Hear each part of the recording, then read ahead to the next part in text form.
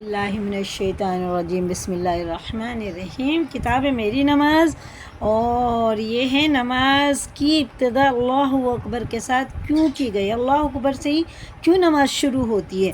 کل ہم نے دیکھا تھا کہ خانہ کعبہ کی طرف کوئی منہ کر کے کیوں ہم لوگ نماز پڑھتے ہیں، نمازی خانہ کعبہ کی طرف کیوں منہ کر کے نماز پڑھتا ہے۔ اگر آپ نے وہ ویڈیو نہیں دیکھی تو اسے دیکھ لیں پیچھے کل کی۔ اور آج کا ہمارا سبق یہی ہے، نماز کی ابتدا یعنی اسٹارٹنگ اللہ اکبر کے ساتھ کیوں کی گئی۔ اس کا جواب ہے اللہ اکبر کے معنی یہ ہیں کہ اللہ سب سے بڑا ہے، اور ساری نماز کا مطلب یہ ہے کہ بندہ اپنے ہر فعل سے اللہ کی بڑائی کے مقابلے میں اپنی عاجزی اور بیچاری کا مظاہرہ کرے۔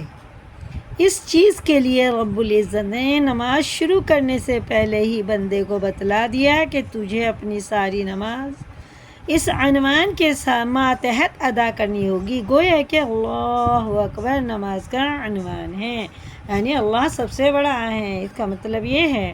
اور دوسرا اس کا جواب یہ ہے کہ ہم اللہ اکبر سے کیوں شروع کرتے ہیں نماز۔ دوسرا جواب دیکھیں، نماز شہنشاہ مطلق کے دربار کی خاص حاضری کا وقت ہے، تاکہ اس خاص وقت میں اپنی درخواست پیش کر سکے، اور دنیاوی بادشاہوں کے دربار میں پہنچ کر جب ان سے دعا کوئی عرض و معروض کرنی ہوتی ہے تو بادشاہ کو اس کے سب سے بڑے القاب کے ساتھ پکارا کرتے ہیں، اور کچھ تاریخ کے بعد اپنی درخواست پیش کیا کرتے ہیں۔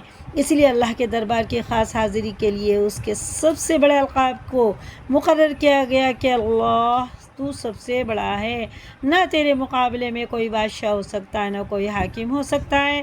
اور اللہ اکبر کے بعد سبحانک اللہم سے لے کر الرحمن الرحیم تک تعریف ہوئی، پھر ایاک نعبد سے اپنا غلام ہونا اور قدیمی نمک خوار ہونا بیان کیا، پھر اہدنا الصراط سے عرضی کا مضمون شروع کر دیا۔ چنانچہ حدیث میں آتا ہے جب کوئی بندہ نماز کے لیے کھڑا ہوتا ہے بس وہ یقیناً اللہ کی پیشی و حضوری میں ہوتا ہے۔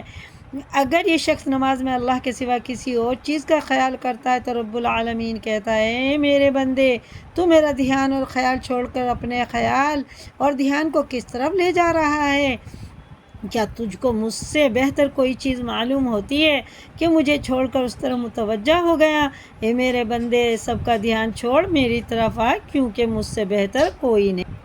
اس لیے نماز میں اللہ کا دھیان، اللہ والا دھیان، فضائل والا شوق، مسائل والا علم ہونا چاہیے۔